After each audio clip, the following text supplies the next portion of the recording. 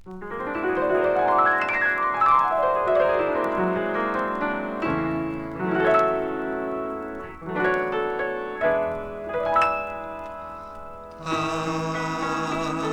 grandeza tu tens, meu Senhor,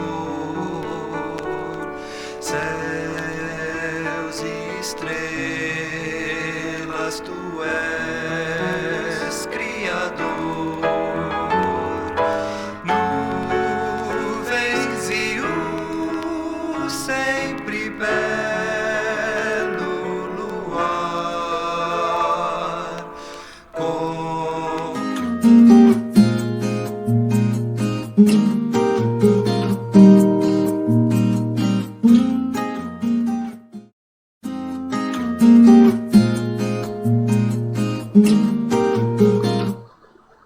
Bom dia. Você teria coragem de ser diferente? Ainda que essa diferença fizesse com que as pessoas se voltassem contra você? Você teria coragem de ser diferente de acordo com os padrões de Deus?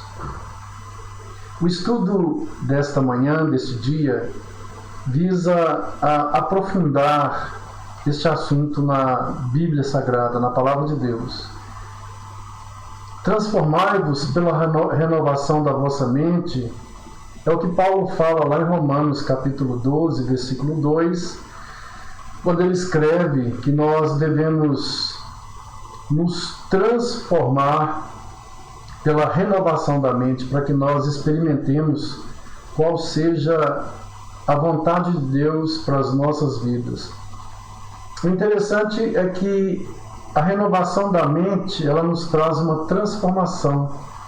Quando nós introjetamos valores, quando nós introjetamos princípios, visões, doutrinas, verdades, paradigmas que vêm de Deus, haverá uma renovação da nossa mente.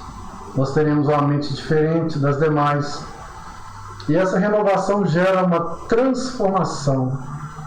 E então nós experimentamos qual é a boa, agradável e perfeita vontade de Deus.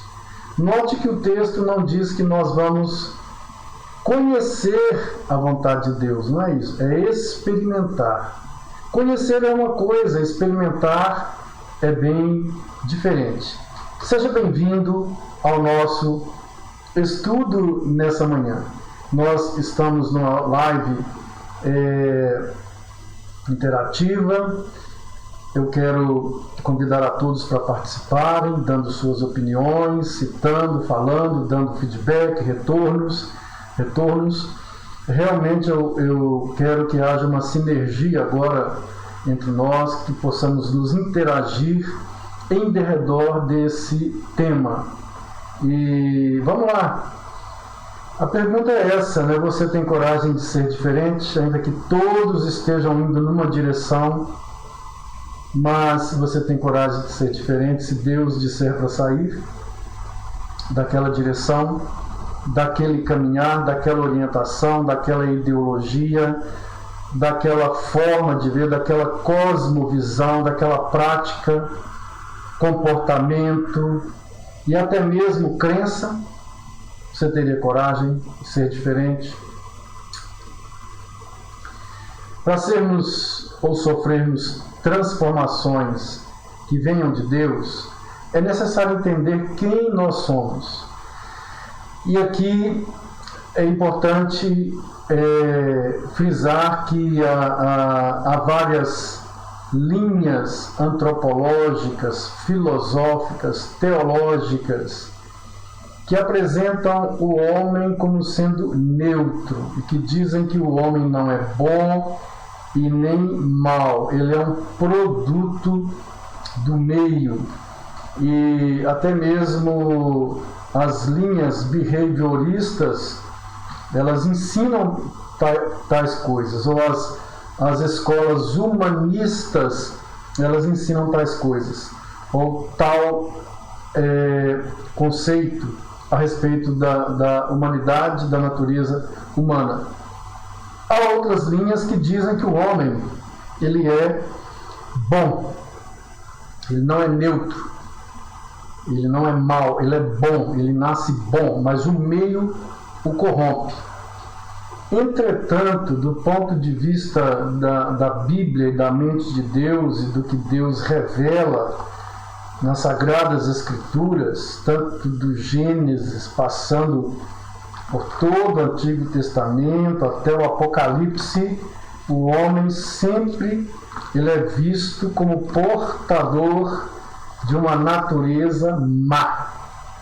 Na verdade, ele é um homem mau desde o berço. É assustador, é chocante, mas essa é a realidade. O homem ele já nasce com essa predisposição para fazer o mal. O que o meio pode fazer, o meio no qual ele cresce, é incentivar ou acelerar o crescimento desse mal, que em princípio está nele, ou podar o crescimento desse mal. Podar como?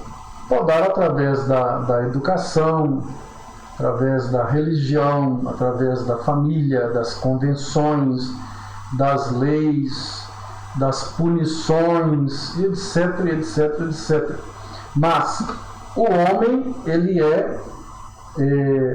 o mal já nasce com ele. E a Bíblia chama isso de pecado. A palavra pecado, ela vem de uma palavra grega que significa algo que não consegue atingir o alvo, que não consegue andar na linha, que está sempre saindo fora. A palavra pecado quer dizer isso, que não consegue atingir nunca o alvo, está sempre saindo fora do padrão. E o homem, ele é um pecador, ele não consegue andar no caminho de Deus, ele está sempre se extraviando, ele não consegue andar na luz. Vamos conferir alguns textos na Bíblia, e há centenas deles, mas devido ao tempo e ao espaço que nós temos para falar aqui, vamos apenas trabalhar alguns textos. Então, em Jeremias 17, versículo 9, notem bem o que ele diz a respeito do coração humano. Quando ele fala coração, evidentemente não é o órgão, esse órgão, né, que faz bombear o sangue, né, mas está se referindo ao interior mais profundo da natureza, a natureza humana mesmo. E ele diz assim: enganoso é o coração, mais do que todas as coisas, e desesperadamente corrupto, quem o conhecerá? Olha, enganoso é o coração, mais do que todas as coisas, e desesperadamente corrupto, quem o conhecerá? Estamos vivendo época em que o viés do mundo político está sendo muito badalado. Fala-se muito em ministros, juízes, deputados, senadores, corrupção, lava-jato. E olha o que a Bíblia diz, que é desesperadamente corrupto. Não é o ministro, não diz aqui que é o senador, o deputado, o presidente. Está dizendo que o coração humano, a natureza humana, o interior humano é desesperadamente corrupto. Desesperadamente corrupto. Em Romanos, no capítulo 7, versos 15 a 20, o apóstolo Paulo, depois é importante, se você quer aprofundar mesmo nesse assunto, leia Romanos capítulo 7 todo. Mas eu só vou ler aqui e fazer um breve comentário dos versos 15 a 20, quando ele diz assim, olha, Paulo falando dele antes de conhecer a graça de Deus, a graça salvadora de Deus. Antes de conhecer essa graça salvadora, ele diz, mas, Romanos, né? Romanos, eu estou aqui em 1 Coríntios, Romanos, capítulo 7. Ok, versículo 15. Porque nem mesmo eu compreendo o meu próprio modo de agir, pois não faço o que prefiro, e sim o que detesto. Ora, se faço o que não quero, consinto com a lei de Deus, que é boa. Neste caso, quem faz isto já não sou eu, mas o pecado que habita em mim. Porque eu sei que em mim, isto é, na minha carne, não habita bem nenhum, pois o querer fazer o bem está em mim, não porém o efetuá-lo. Porque não faço o bem que prefiro, mas o mal que não quero, esse faço. Mas, se eu faço o que não quero, já não sou eu quem o faz, e sim o pecado que habita em mim. Paulo está falando de uma luta interior, em que ele, com a mente dele, ele sabe o que é certo, mas os desejos e o peso da natureza dele, ele faz o que é errado. É uma luta interior que ele tem, ele sabe o que é certo pela lei de Deus. Paulo era um rabino, ele sabe o que é certo, mas ele vê uma luta nos membros dele, na natureza dele, no corpo dele, desejando desesperadamente fazer o que é errado, o que essa lei condena. Tem alguma coisa errada. Ele chega à conclusão que há algo errado dentro dele, tem algo que não está funcionando bem. E no versículo 24 ele diz: desventurado homem que sou, quem me livrará do corpo desta morte? Quem me livrará dessa natureza que eu carrego em meu corpo, ao ponto de eu querer fazer o bem, mas ela desejar fazer o mal? Ao ponto de eu saber o que é certo, mas fazer o que é errado? Há uma desordem interior profunda que foi provocada pelo pecado, por esse princípio de pecado, de não conseguir andar na linha, de não conseguir, de estar sempre se extraviando. É como se a lei de Deus fosse o polo positivo de um ímã e a nossa natureza fosse o polo negativo. Eles se repelem.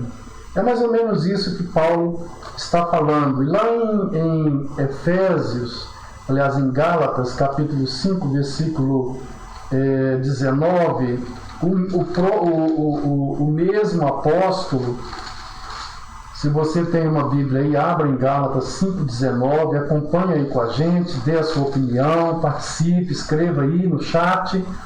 Em Gálatas 5,19, essa natureza que Jeremias chama de coração, né? Essa natureza humana, Paulo aqui em Gálatas, ele vai mostrar o seguinte: o que ela faz, qual é a obra ou o fruto que nasce dessa natureza, o que sai dessa natureza que foi corrompida pelo pecado. Então ele fala em Gálatas 5,19, ele diz o seguinte: ora, as obras da carne são conhecidas e são. Agora veja bem, há no pensamento paulino uma diferença entre carne e corpo, ok? Corpo é o corpo humano. Paulo aqui não está falando do corpo humano. Quando ele fala carne, no pensamento paulino, em todas as suas cartas, carne significa a natureza que subjaz ao corpo, a natureza que está no corpo. Então, se você pegar, por exemplo, uma árvore, né, você vai pegar uma árvore e você vai saber se a árvore é má ou ruim. Se a natureza dela for uma natureza ruim, a árvore vai ser ruim. Então, aqui, quando Paulo fala das obras da carne, ele está falando o que é a natureza que foi morta e corrompida e adoecida, né, como se fosse um vírus que entrou num software, e aquele software ficou todo desorganizado. O vírus do pecado entrou na natureza humana e ela ficou toda desorganizada, e de tal forma ela não consegue processar as coisas de Deus. Ela tem uma resistência às coisas e aos caminhos de Deus. Então ele diz, quais são as obras da natureza? Versículo 19. Ora, as obras da carne são conhecidas e são prostituição, impureza, lascívia, idolatria, feitiçarias, inimizades, porfias, ciúmes, iras, discórdias, dissensões, facções, invejas, bebedices, glutonarias e coisas semelhantes a estas, a respeito das quais eu vos declaro, como já outrora vos preveni, que não herdarão o reino de Deus os que tais coisas praticam. Olha, na lista aqui do que essa natureza produz, eu não vi nada de bom. Só coisa ruim a natureza produz. Vamos caminhando aí para Efésios 4, 19. Efésios é a próxima carta, depois de Gálatas. Efésios 4, 19, que diz o seguinte.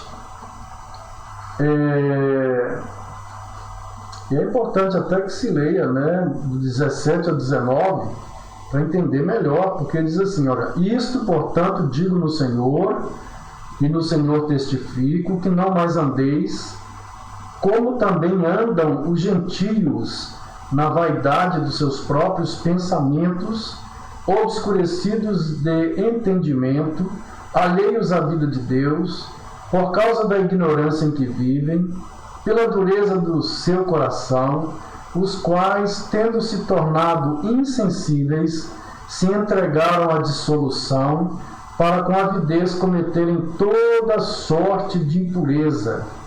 Olha, veja bem, esses 4 textos que eu escolhi, eles vêm mostrar o que é o nosso interior, o que é a natureza humana. Ela não é boa, na verdade. Não é o meio que corrompe a natureza humana.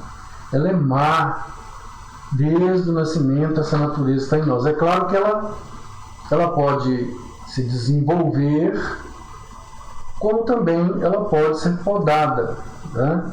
E é preciso ter coragem para mudar, mas para transformação, eu preciso saber quem sou eu. Paulo chegou a essa conclusão. Desgraçadamente ele fala, desgraçado homem que sou, quem me livrará dessa natureza? E porque ele percebeu pelo Espírito Santo, ele chegou a essa percepção dele mesmo, que nele não havia bem nenhum, na natureza humana não há bem nenhum. E se a gente for citar outros textos de Paulo, a gente pode lembrar de Romanos, lá no capítulo 3, quando ele diz lá, não há nenhum justo, nenhum sequer, não há quem faça o bem, nenhum sequer, não há quem busque a Deus, nenhum sequer, todos se extraviaram, se tornaram inúteis e maus, e assim por diante. Pois bem, o texto em destaque é Jeremias 17, né? Enganoso é o coração mais do que todas as coisas, e perverso, quem o conhecerá? Quem o conhecerá? Perverso o coração humano. Então, entendendo a questão da natureza humana, que nós necessitamos realmente de que Deus venha a nós nos salvar, Porque com essa natureza que nós temos, a natureza humana, ela nunca vai dar um passo em direção a Deus. A nossa natureza não quer Deus, a nossa natureza não quer andar na luz, a nossa natureza não quer fazer a vontade de Deus. É como se Deus fosse o polo positivo e nós o negativo. A natureza repele, há uma repelência entre os homens e Deus. Eles podem até ter religião, não significa que tem Deus. Podem ser cristãos, não significa que querem Deus. A religião pode ser apenas uma desculpa social do homem, o homem se desculpando socialmente, pode ser apenas uma roupagem exterior para se mostrar, porque a religião verdadeira é a submissão a Cristo, é fazer a vontade de Cristo. Então, quando nós entendemos isso, Deus, ele pode operar em nós, ele opera em nós o que a Bíblia chama de novo nascimento. O que é o novo nascimento? Deus vem atrás de um homem rebelde, um homem que não o quer, um homem que é inimigo dele, pode até o querer com a mente, mas o seu coração não quer Deus, a sua natureza não quer Deus. E Deus vem então atrás desse homem e Deus implanta em alguns homens o que nós chamamos de renovação da vontade. O Espírito Santo vem e renova a vontade desses homens para que eles tenham vontade de ouvir a Deus, de ouvir o que Deus está falando e de obedecer a Deus. Há uma renovação da vontade. Jesus chama isso de novo nascimento. Lá em João 3, 3 e 5, eu te convido para você abrir a sua Bíblia em João 3, 3 e 5, e ele fala assim, numa conversa com um homem religioso chamado Nicodemos, que era sacerdote, ele era membro do Sinédrio na época de Jesus, e ele diz assim para Nicodemos numa conversa: a isto respondeu Jesus: em verdade te digo, Nicodemos, que se alguém não nascer de novo, não pode ver o reino de Deus. E no versículo 5, aí Nicodemos fala com ele: como é que pode uma pessoa voltar velha, voltar ao ventre e nascer segunda vez? Nicodemos estava com aquela ideia de renascimento físico. Jesus não está falando de renascimento físico. Ele fala: em verdade te digo, no 5, quem não nascer da água e do Espírito Santo não pode entrar no reino de Deus. Quem não nascer da água, que é a palavra é água, e do Espírito Santo, não pode entrar no reino de Deus. Não pode ver nem entrar no reino de Deus. E esse novo nascimento, ele opera, em princípio, na vontade do homem. Um homem que não tem vontade de ouvir a Deus, que não quer Deus, que é rebelde a Deus, de repente, essa vontade ela é iluminada, ela é renovada pelo Espírito, e esse homem então começa a dar atenção a Deus e começa a dar os primeiros passos na direção à obediência de Deus. Notaram? Porque antes os passos dele era para ir para longe de Deus. É o que Jesus falou, que a luz veio ao mundo, mas os homens amaram mais as trevas do que a luz e deram as costas para a luz. Mas a esses que Deus opera neles, a vontade deles é renovada para quererem Deus, sem, evidentemente, nenhum tipo de constrangimento ou de é como se o Espírito Santo, a força, fizesse isso de forma nenhuma. De uma forma muito meiga e de uma forma misteriosa. Misteriosa como isso acontece. É como um vento que você não sabe de onde vem nem para onde vai. Mas de repente a vontade é renovada e o homem começa a dar atenção a Deus e a voltar-se para Deus querendo fazer a vontade dele. E isso Jesus falou aí em João. Mas Paulo fala sobre isso lá em Efésios, na sua carta aos Efésios, capítulo 2, versos 1, ele diz assim: Ele vos deu vida, estando vós mortos nos vossos delitos e pecados. Olha, ele vos deu vida, estando vós mortos nos vossos delitos e pecados. Paulo já usa aqui a imagem de uma pessoa, um defunto, que estava numa lápide, de repente Deus vem dar vida, e esse defunto é ressuscitado. E é isso que acontece mesmo conosco, na linguagem de Paulo. O nascer de novo é que ele vem nos dar vida e nos ressuscita espiritualmente. Ele nos ressuscita espiritualmente. Esse novo nascimento, ele traz uma grande transformação, ao ponto de que há pessoas que, quando elas nascem de novo, elas tinham um padrão de vida completamente deturpado e mudam assim rapidamente, de uma hora para outra, ao ponto de muitas pessoas olharem e dizerem: o que aconteceu com fulano de tal? Fulano de tal mudou, fulano de tal parece que teve uma transformação. É porque há uma transformação inicial, sim, em algumas pessoas muito grande, em algumas pessoas uma transformação radical, em outras nem tanto. Mas a transformação, essa primeira transformação, ela se dá numa obra exclusiva do Espírito Santo. Nós estávamos mortos, alguém veio e nos ressuscitou.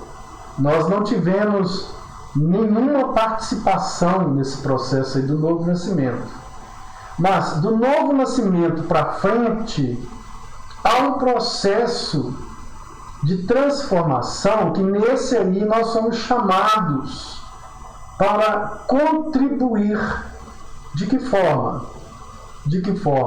Através das nossas decisões. Porque essa transformação para a qual nós somos chamados a partir do novo nascimento, essa transformação ela se dá a nível consciente e a nível da mente. É o que Paulo falou lá em Romanos 12, 2, que nós sejamos transformados pela renovação da nossa mente. Então, a figura ali está até sugestiva, né?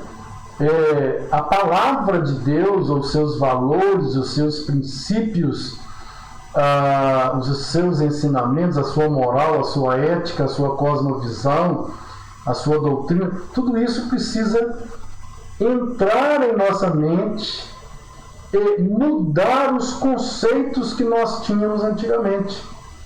Então, nós podemos aí citar muitos textos, mas eu acredito que o texto de Efésios 4, 17 e 23, nós vamos lê-lo, e ele diz o seguinte: isto, portanto, digo, já foi lido, mas é até interessante ler de novo, não é isso?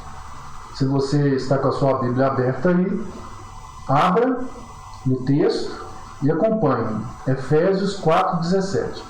Isto, portanto, digo e no Senhor testifico, que não mais andeis como também andam os gentios.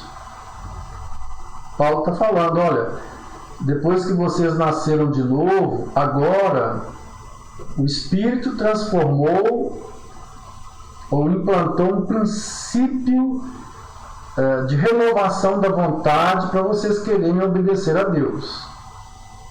Agora, a mente de vocês precisa ser transformada. E aqui nesse passo, vocês precisam decidir pela transformação da mente. Então, não andem mais, tomem a primeira decisão. Não andem mais como andam gentios, como vocês andavam antigamente. E vocês têm vergonha hoje de coisas que vocês faziam quando estavam nas trevas. Como é que os gentios andam? E ele fala, na vaidade dos seus próprios pensamentos. O que é vaidade do próprio pensamento? É a pessoa que acha que o que ela pensa é o certo. Eu sou dono do meu nariz, eu faço a minha cabeça, eu ando do jeito que eu quero mesmo, eu falo do jeito que eu quero, eu faço do jeito que eu quero. E ele continua no 18, olha lá, ele continua no 18, obscurecidos de entendimento, alheios à vida de Deus, por causa da ignorância em que vivem pela dureza do seu coração, obscurecidos de entendimento. Ele acha que ele é o tal, eu ando desse jeito, eu faço isso mesmo, mas Paulo fala, porque a mente deles é escura, não tem luz, é treva, a luz do Espírito de Deus ainda não brilhou. E ele diz, alheios à vida de Deus, quer dizer, eles vivem fora da presença de Deus, por causa da ignorância em que vivem, por causa da ignorância, pela dureza do seu coração, eles vivem longe de Deus. E o que é que endurece o coração? Não é o pecado? Então não é o pecado que faz o homem se desviar de Deus? E o versículo 19, os quais, tendo se tornado insensíveis a Deus, eles são insensíveis, se entregaram à dissolução, para com avidez cometerem toda sorte de pecado sexual. É o que Paulo está falando aqui. Então ele está dizendo, isto, portanto, digo e no Senhor testifico, que não mais andeis como eles andam, porque antigamente vocês andavam, não andem mais. Em outro texto é 2 de Pedro 3, aliás, vamos pular para 1 aos Tessalonicenses 4, 5, e vamos lá, 1 aos Tessalonicenses 4, 5, não vai dar tempo de ler todos os textos, mas você pode ler na sua casa, para ter uma visão melhor. 1 aos Tessalonicenses 4, 5, a gente pode começar do 3 para entender melhor, diz assim, pois esta é a vontade de Deus, a vossa santificação, que vos abstenhais da prostituição, que cada um de vós saiba possuir o próprio corpo em santificação e honra, não com desejo de lascívia, como gentios que não conhecem a Deus. Olha, pois esta é a vontade de Deus, a vossa santificação, que vocês se afastem de todo tipo de pecado sexual, na mente, no corpo, todo tipo de pecado sexual. Os gentios andam fazendo todas essas coisas, mas vocês precisam transformar a mente de vocês.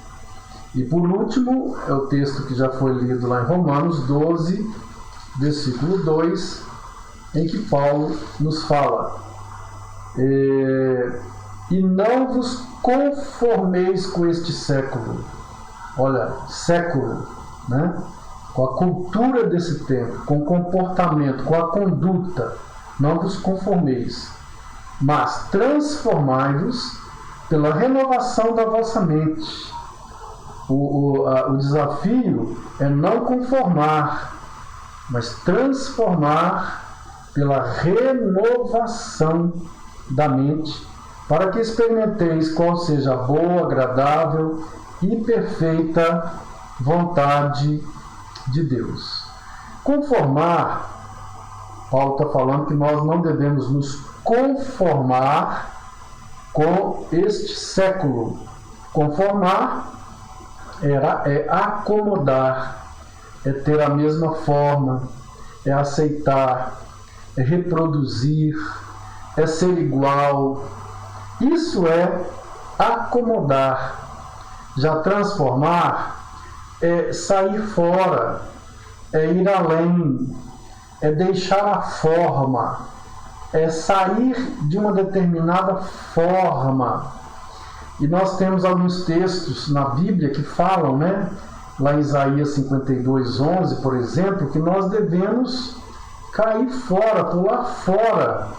52, versículo 11, Isaías fala assim: retirai-vos, saí de lá, não toqueis coisa imunda, saí do meio dela, purificai-vos, vós que levais os utensílios do Senhor.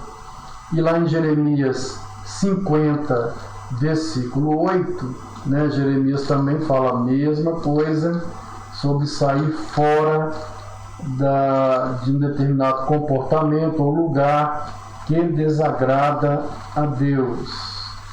E ele diz lá no 50, versículo 8: fugi do meio da Babilônia e saí da terra dos caldeus.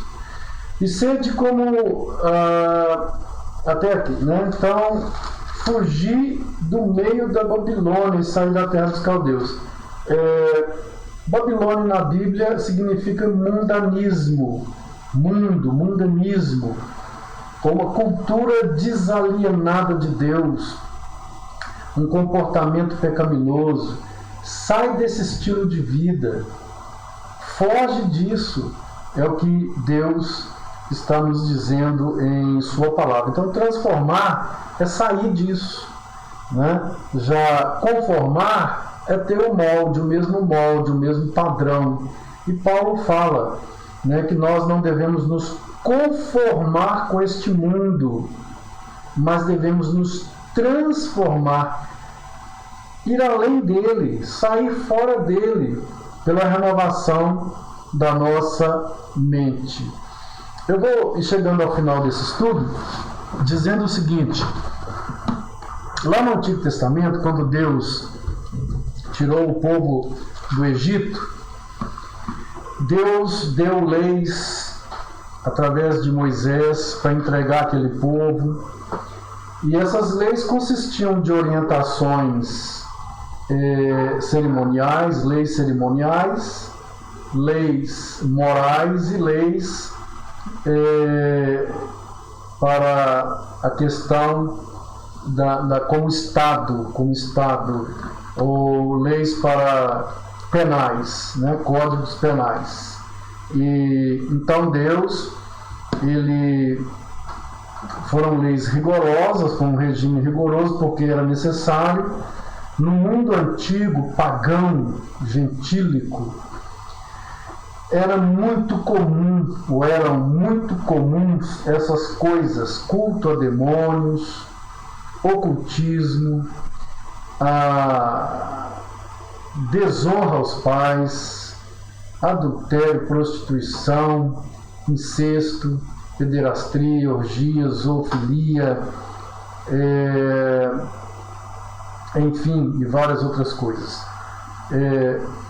Quando Deus prometeu que levaria o povo para aquela região lá de Canaã, Deus disse para eles que eles não deveriam imitar aquele povo na sua conduta, no seu comportamento. E então a gente pode ler, lá em Levíticos capítulo 20, vamos lá, Levíticos capítulo 20, algumas questões que Deus fala ali, e a gente vai tentar comparar isso com os nossos dias. Levíticos, no capítulo 20, no versículo 1 e 2, que diz assim: disse mais o Senhor a Moisés. Ali aí atrás vocês estão vendo culto a demônios, O que aqueles povos faziam? Está Êxodo, mas na verdade é Levíticos, tá bom? Levíticos 20, 1 e 2. Disse mais o Senhor a Moisés: também dirás aos filhos de Israel: qualquer dos filhos de Israel ou dos estrangeiros que peregrinam em Israel, que der de seus filhos a Moloque, será morto. O povo da terra o apedrejará. Por que Deus deu leis tão duras para o povo dele? Então ele dizia: olha, se fizer isso como aqueles povos fazem, vai morrer. O que Deus estava fazendo ali era tirar o povo não só de uma escravidão lá do Egito, mas de uma escravidão cultural, de uma escravidão espiritual, de uma escravidão moral, de uma escravidão em todos os sentidos. Não só uma escravidão política, racial, mas em todos os sentidos. Aquele povo era escravo do pecado do Egito. Eles viviam como o povo do Egito vivia, dando culto a demônios, mexendo com ocultismo, enfim, uma lista interminável de coisas. Primeira coisa que Deus diz: olha, quando vocês entrarem na terra, se vocês lá e durante o deserto aqui se envolverem com Moloque, qualquer um que se envolver com Moloque vai morrer. Quem era Moloque? Moloque é o símbolo do ataque às criancinhas. Naquela época havia um deus daqueles povos lá de Canaã. A imagem dele era um touro oco, por dentro dele era uma fornalha. E era costume daqueles povos pegar o bebezinho ali, nasceu no mesmo dia, sacrificar o bebezinho a Moloque. Colocava o bebezinho nos braços de Moloque, ali havia uma gaiola, e o bebezinho então caía na fornalha e era assado. Moloque é um demônio que vem para destruir a criancinha desde o ventre. Moloque é um demônio que vem para acabar com a existência da humanidade, encerrando a humanidade já no ventre, acabando com o ventre ali, com a criancinha já no ventre. E Deus disse que esse tipo de mentalidade ou de espírito era terrivelmente punida com morte naquela época. E o juízo de Deus, moral de Deus, não mudou. Deus continua julgando e punindo toda tentativa de matar o nascente, de interromper o nascimento, o direito ao nascituro. Deus continua. Ele há de punir, seja político, seja ministro, seja quem for que estiver aprovando lei, defendendo com unhas e dentes, fazendo, porque Deus não perdeu o controle do mundo. Então, o que precisa transformar na mentalidade de ser diferente? É que Deus está falando para o povo dele, né? Deus está falando para o povo dele, lá na antiguidade, para que eles não podem viver como viviam aquelas pessoas. Eles não podem viver como viviam aquelas pessoas, eles tinham que ser diferentes. Então Deus criou uma espécie de uma teocracia.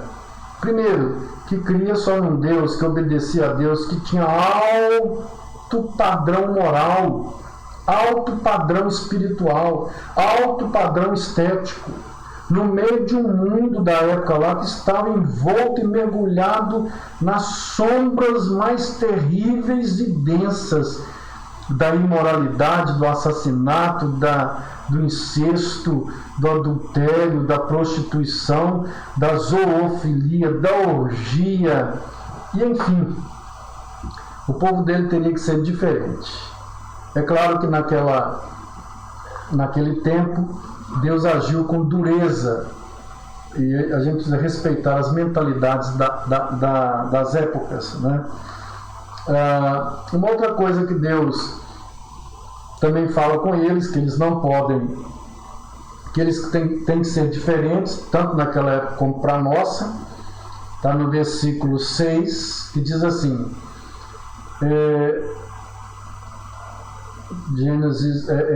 Levíticos, né, desse capítulo 20, versículo 6, que diz assim: quando alguém se virar para os necromantes e feiticeiros para se prostituir com eles, eu me voltarei contra ele e o eliminarei do meio do seu povo. Quando alguém se virar para os necromantes, o que é o necromante? O necromante é aquele que mexe com mortos, que invoca mortos, que recebe mortos. Deus proíbe terminantemente o envolvimento com mortos. E o feiticeiro? O feiticeiro também tem uma relação, não tem nada a ver com o feiticeiro lá de Walt Disney, a feiticeira lá de Branca de Neve, numa primeira plana, mas o feiticeiro naquela época é aquele que invoca espíritos através de ervas, através de drogas. Ele começa então a invocar espíritos. Isso nós chamamos de ocultismo. Toda prática que quer descobrir o futuro, que quer manipular a natureza, manipular as forças espirituais através da religião, tudo isso é ocultismo. E Deus diz que nós devemos ser diferentes. Ele fala aqui no versículo 6, quando alguém se virar para os necromantes e feiticeiros para se prostituir com eles. Então Deus chama isso de prostituição espiritual. E também diz que deverá ser destruída essas pessoas. A desonra aos pais, o desrespeito aos mais velhos, né, é um outro pecado que há naquele povo lá, e que Deus está dizendo aqui no versículo 9, né, o 9 diz: se um homem amaldiçoar a seu pai ou a sua mãe, será morto. Se um homem amaldiçoar a seu pai ou a sua mãe. Então, a falta de respeito com os velhos, com o pai, com a mãe, com o tio, com o professor dentro de sala de aula, aluno batendo em professor em sala de aula. Pois bem, então a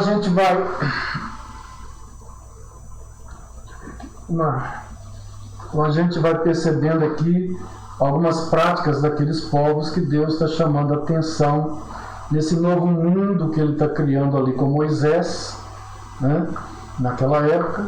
Na nossa época agora, com Jesus, essa nova mentalidade, essa nova cosmovisão, esse novo comportamento, essa nova esperança, essa nova alegria, essa nova pureza em Jesus. O outro é Levíticos, versículo 20, capítulo 20, versículo 10, né, que diz: se um homem adulterar com a mulher do seu próximo, será morto. O adúltero é adúltera. Naquela época era morto. Então, se um homem adulterar, ou prostituir, ou impureza, ou qualquer outra coisa na área da sexualidade, porque Deus criou uma forma de nós termos intimidade sexual, que é o casamento. E é isso, e só isso que a Bíblia ensina.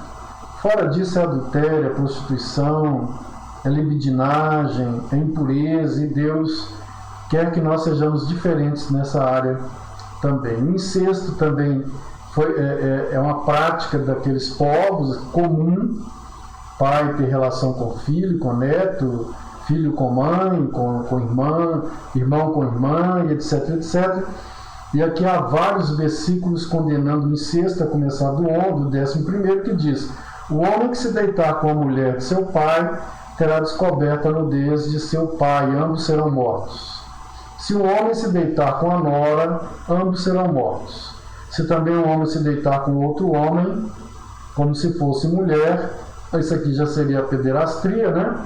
Eu li ali o 12 no incesto, vamos pular para o 17. Se um homem tomar a sua irmã, filha de seu pai, ou filha de sua mãe, e vir a nudez dela, e ela vir a dele, torpeza é. Portanto, serão eliminados na presença dos filhos do seu povo.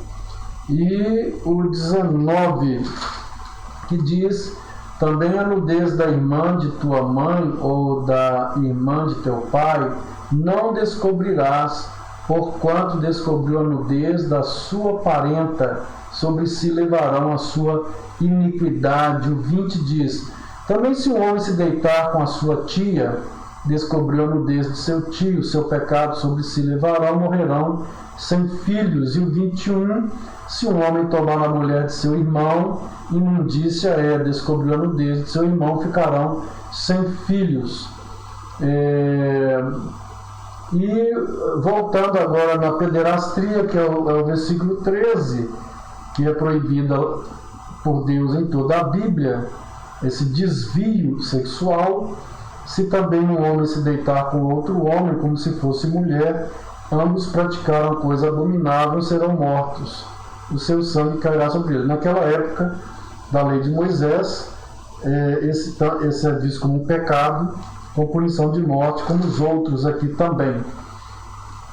E o versículo 14, que era a orgia, né? Versículo 14: se um homem tomar uma mulher e sua mãe, maldade é, a ele e a elas queimarão.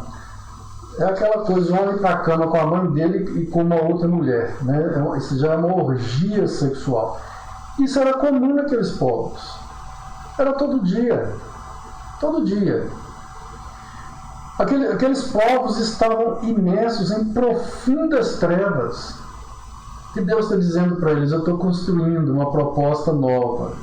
Se alguém quiser fazer parte, é para ser diferente. A zoofilia, no versículo 15, também era muito comum na época, e diz assim: se também um homem se ajuntar com um animal, será morto, e matarás o animal. Se uma mulher se achegar a algum animal e se ajuntar com ele, matarás tanto a mulher como o animal. E aqui no versículo 23, Deus fala assim: olha, não andeis nos costumes da gente que eu lanço de diante de vós, porque fizeram todas essas coisas, por isso me aborreci deles. O que Deus está falando? Eu estou levando vocês para uma terra maravilhosa. Mas vocês, ao chegarem lá, não vão fazer essas coisas que eles fazem. É por causa desses pecados que eu destruí aqueles povos. E olha, Deus continua destruindo povos. Deus continua colocando limites, tolerância. O mundo vai até um limite. É como se fosse uma taça. Quando a imoralidade chega no tampo da taça e começa a extravasar, supurar, pode saber que vem um juízo de Deus. Deus coloca limites. Ele tolera. Ele não aprova. Com muita dificuldade ele tolera. Mas ele vem julgando individualmente vidas. Ele vem julgando individualmente famílias. Ele vem julgando povos, nações, e até mesmo ele vem julgando civilizações. Quantas pessoas individualmente foram punidas porque andaram nesses pecados, punidas com punições temporais e por fim com o inferno eterno. Quantas pessoas, famílias foram punidas, quantas gerações foram punidas, quantas civilizações foram destruídas porque chegaram num limite e tentaram forçar, mas Deus então veio e destruiu. A verdade é que Deus, ele nos chama para um propósito: transformação. Nós devemos ter a coragem de sermos diferentes, porque Deus tem um projeto de vida para nós, para que realmente nós sejamos diferentes. Que Deus te abençoe e que você tenha um dia abençoado na presença do Senhor. Vamos ver aqui. Um abraço a todos.